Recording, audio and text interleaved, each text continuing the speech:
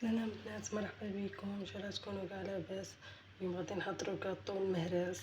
نحتاجو في المقادير: عندي 125 غرام زبده، عندي بيضه كامله،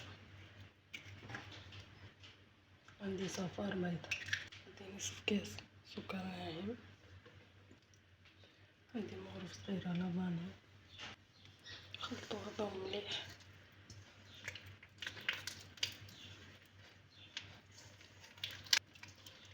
عندي 2 معالق كبار مايزينا، عندي رشة خميرة نلمو بالفرينة،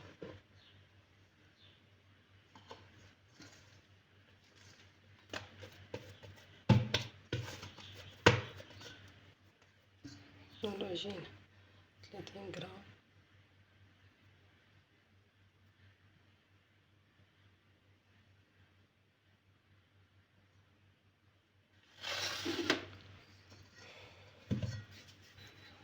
غادي ناخدوها في دو ليمون.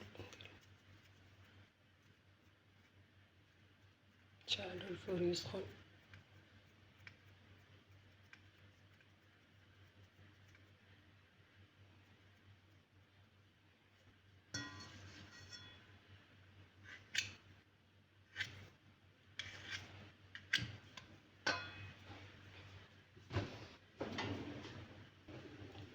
غادي نثقبوها هنا البنات باش متنفخش ياسر. نطيبو نشوفو مع بعض. تشوفوا هنا الكاطو تاع المهرس تاعنا بعد ما طاب. غادي نديكورو مع بعض. هنا البنات في الديكور عندي قرقاعي، وعندي الورد المجفف، وعندي اللوز، عندي الشوكولاته، وعندي توفيا كراميل. هنا عندي ورق الذهب. تزيين اختياري البنات. نبداو مع بعض البنات. شوفوا هنا غادي نعمر، ديروا نصها شيكولا البنات.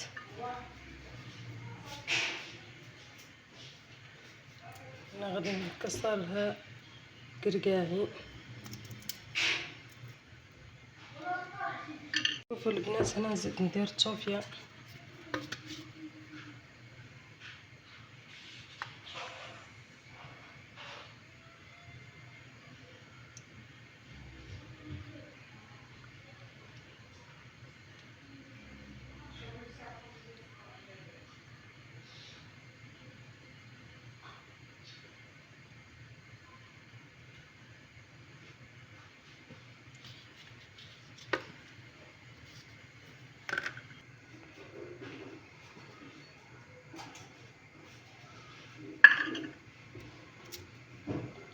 غادي نضيفو نص قرقاعي،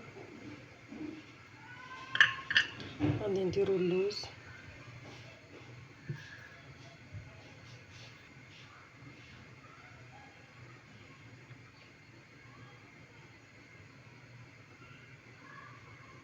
ندير ورق الذهب،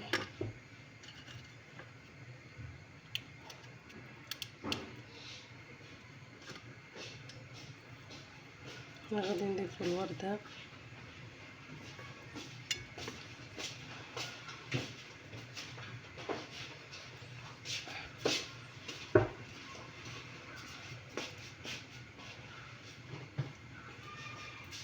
شوفوا البنات كملوا نشوفوا مع بعض.